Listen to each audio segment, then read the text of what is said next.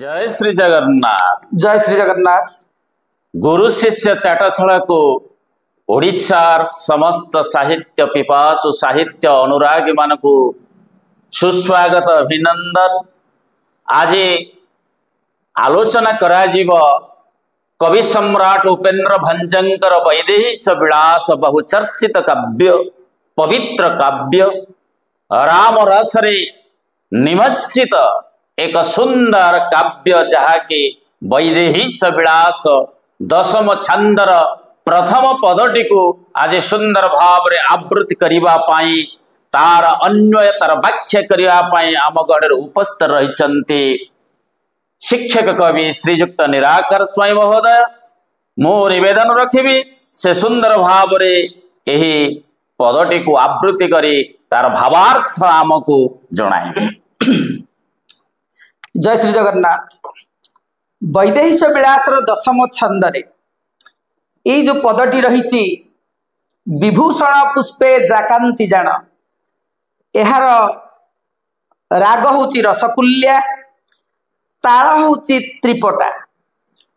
गीतटी हैला विभूषण पुष्पे जाकांति जान विभूषण करी कन्या कुआण वाराणसी रे पद देइयासु वरण करी राम मन तो सुजे बोली देले कौशिक जे बोली देला प्राय गोली चंदन को होइले रघुवंशी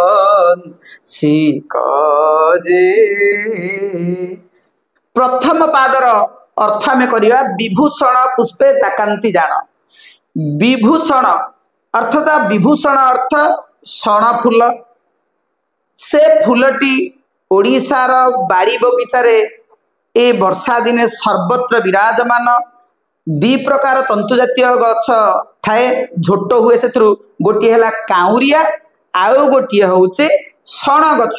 स्थल विशेष आंचलिक भाषा जहाँ आम छण बोली कहू से छण पुष्प भली कांति जार अर्थात जार औज्जल्य जार लावण्य जार शोभा जार सौंदर्य छण पुष्प भली कांति युक्त शण पुष्पटा देखा हलदी रंगर एवं उज्ज्वलता जो कथाटा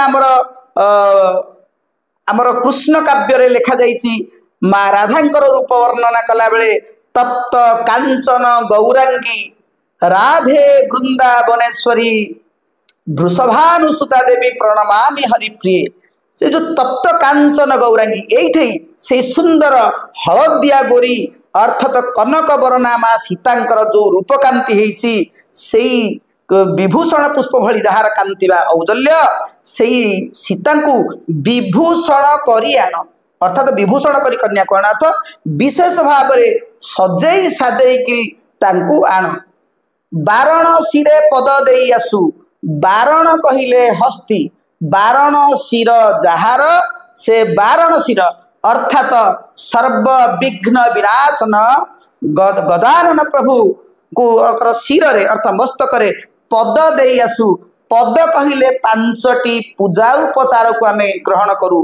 गोटे है अरुआ चाउल दुब बरकोली पत्र आउ गोटे गुआ एवं हरिडा ए पांचटी शुभदायक फल वाराणसी अर्थ भगवान गणेशंकर शिर रे से सर्व सिद्धिदायक निधिदायक मंगलदायक एवं विघ्न विनाशक ए समस्त अशुभ को दमन करी शुभ फल प्रदान करने निमित्त सीता तांकर शिर अर्थात गणेशंक शिर ए पांचटी पूजा उपचार द्रव्य समर्पण करी वंदापना करी आसंतु वरण करी राम मन तोषु अर्थात पति रूप रामचंद्र को वरण करी संतुष्ट करंतु।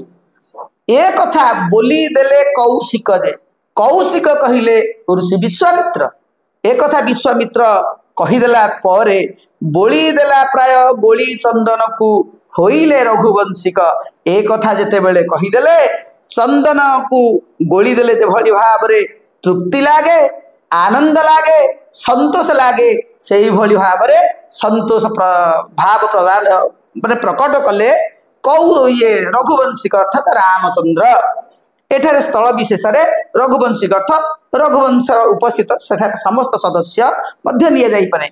आउ गोटे अर्थ रे आमे देखिबा विभु कहिले सर्वत्र विराजमान सबुठारे प्रकटित हेउथिबा क्षण क्षण अर्थ से क्षण पुष्प अर्थात सबुठारे पुरपल्ली रे क्षण गछर पुष्पर जो अच्छी औजल्य अच्छी से कांति जो सीता से सीता को से कांति युक्त लावण्य युक्त सौंदर्यमयी सीता को विभूषण कर आण अर्थात बिना भूषण रे अर्थात जा कांति बिना साजसज्जा एते औजल्य एते लावण्य एते सौंदर्य तांको न सजाई मध्य आण विभूषण करी अर्थात विशेष भाव में भूषण करी सजाई आण बा बी उपसर्ग जमी विज्ञानी विशेष भाव में ज्ञानी आउ विज्ञान अर्थ अज्ञानी सेमिति विभूषण अर्थ विशेष भाव में सजाई आण एवं विभूषण कहले मध्य बिना सजाई आण ए कथाटा स्थल विशेष ग्रहण करा जाए।